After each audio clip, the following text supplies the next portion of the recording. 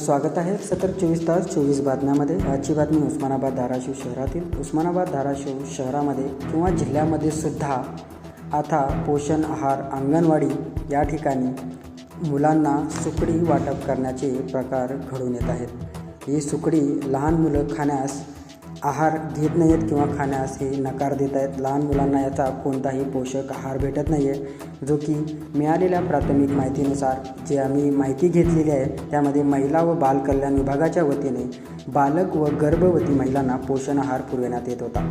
आयोजनाच्या माध्यमातून आजवर गहू, तांदूळ, डाळ, गूळ, खाद्यतेल, मीठ, मिरची आदी साहित्य उपलब्ध करून दिले जात होते। मात्र मागील काही वर्षापासून उपरोक्त साहित्याचे दर वाढल्याने प्रश्न लक्षात घ्या की दर वाढल्याने आहारात सुकडी देण्यात येत आहे, जो की सुकडी लहान मुले खात नाही आहेत। सर्वात मोठा प्रश्नचिन्ह आहे की दर वाढल्यामुळे शासन कोणत्या प्रकाराचा आहार देतो आहे हे पाहणे योग्य आहे की काय होतो आहे की दर इकडं वाढत आहेत म्हणून शासनावरती बोजा येतो आहे म्हणून सुकडी देण्यात येते का, हा सर्वात मोठा प्रश्नचिन्ह आहे।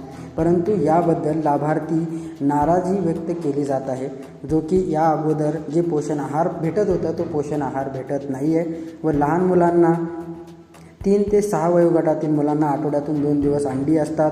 6 महिने ते 3 वर्ष या वयोगटातील मुलांना आठवड्यातून 3 दिवस अंडी व वेगवेगळ्या प्रकारचे खाद्य दिले जातात। ते खाद्य आपल्या अंगणवाडीमध्ये दिले जात आहेत का, हे सर्वात मोठा प्रश्नचिन्ह आहे। जर आपल्या भागातील अंगणवाडीमध्ये जर असे खाद्यपदार्थ देत नसतील तर ही बातमी आमच्यापर्यंत नक्कीच पोहोचवा, हे आम्ही नक्कीच प्रशासनाला दाखवण्याचा प्रयत्न करू। परंतु सर्वात मोठा जो प्रश्नचिन्ह आहे तो आहे सुकडीचा, जो की सुकडी सध्या लहान मुले खात नाही आहेत व या सुकडीचा वापर गायींना व इतर जनावरांना खाण्यासाठी याचा वापर केला जातो आहे। लहान मुलं याचा आहार घेत नाही आहेत, कुपोषणाचे प्रमाण वाढण्याचे प्रमाण वाढू शकते, हा एक प्रश्नचिन्ह आहे। व खाद्यतेल काही अंगणवाड्यामध्ये खाद्य वाटप केले जात नाही आहेत असे हे निदर्शनास आलेले आहे। तरी प्रशासनाला विनंती आहे की आपण आजूबाजूच्या जिल्ह्यामध्ये पोषक आहार देत आहात व फक्त उस्मानाबाद धाराशिव जिल्ह्यामध्येच सुकडी का वाटप केली जाते, हा सर्वात मोठा प्रश्नचिन्ह आहे। हे प्रशासनाला माहीत आहे किंवा नाही आहे हाही प्रश्नचिन्ह आहे। परंतु आपल्या भागात ही सुकडी दिली जाते का, आपल्या भागात कोणकोणता आहार कोणकोणत्या दिवशी दिला जातो आहे हे आमच्यापर्यंत नक्कीच पोहोचवा। आमचा नंबर स्क्रीनवरती दिलेला आहे, त्या स्क्रीनवरती दिलेल्या नंबरवरती संपर्क साधा व आपल्या भागात अंगणवाडीमध्ये कोणकोणत्या प्रकाराचा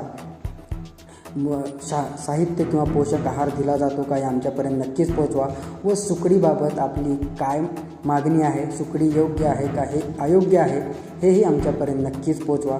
सुकडीपासून मुलं आहार घेत आहेत का, कुपोषणाचा टक्का कमी होतो आहे का, हाही मोठा प्रश्नचिन्ह आहे।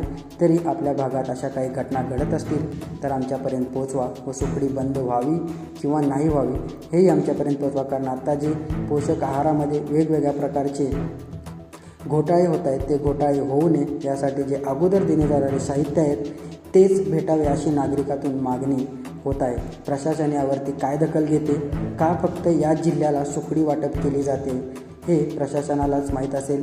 परंतु यामध्ये प्रशासन व का अंगणवाड्यामध्ये हा प्रकार घडतो आहे किंवा यामध्ये काही गुत्तेदार किंवा ज्यांनी हा कंत्राट घेतलेला आहे किंवा हा कॉन्ट्रॅक्ट घेतलेला आहे यामध्ये हा काय घोळ करतायत का, हा एक प्रश्नचिन्ह आहे। परंतु आपल्या भागात काय घडत आहे हे आमच्यापर्यंत पोहोचवा व या बातमीला शेअर करण्यास विसरू नका। व अद्याप आपण आमच्या चॅनलला सबस्क्राईब केले नसेल तर सबस्क्राईब करा व या बातमीला शेअर करण्यास विसरू नका। व तसेच आपल्या भागात काय अंगणवाडीमध्ये समस्या असतील तर आमच्या दिलेल्या नंबरवरती स्क्रीनवरती जो नंबर दिलेला आहे त्या नंबरवरती संपर्क करा। नक्कीच आम्ही आपली व्यथा जो आपल्या भागात घडतोय प्रकार नागरिकांपर्यंत प्रशासनापर्यंत पोहोचवण्याचा प्रयत्न करू। तर सतत बातम्या पाहण्यासाठी चॅनलला सबस्क्राईब करा। सतत 24 तास 24 बातम्या ब्युरो। मी अल्ताफ शेख, उस्मानाबाद धाराशिव।